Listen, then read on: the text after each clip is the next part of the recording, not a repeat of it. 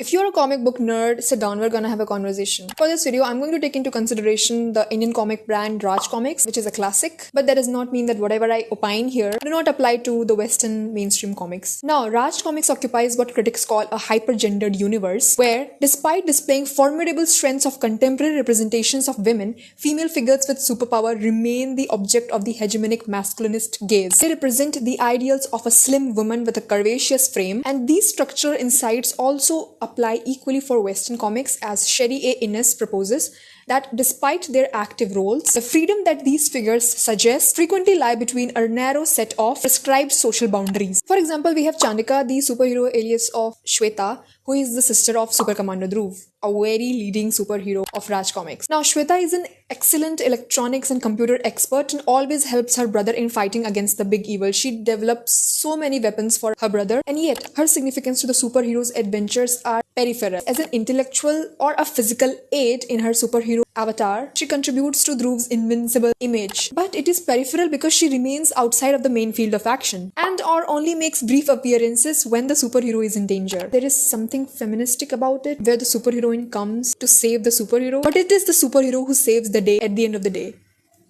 Make it make sense? Despite her stupendous powers and intelligence, Shweta or Chandika does not have an independent career of her own, nor does she embark on an autonomous adventure. Instead, she only partakes in interpretive activities to aid her adopted brother, Dhruv. So by having an associative rather than a figurative role in relation to the nation, the slipstream superheroine is empowered by virtue of her quick actions and agility, being a just-in-time avenger, while also being able to slip into her role as a dutiful sister or wife-like companion. So she cannot save the nation, only the superhero, who may be a mascot for the nation, but also who controls the kind of relationships that the superheroine can have with the wider public. From this point of view, the superhero is the gatekeeper to the moral community, which is both gendered and nationalized. And if this was about feminism, then these superheroines would have dominant roles like their male counterparts and would not just appear to support the plot of the superhero. I rest my case. Let me know what you think in the comments.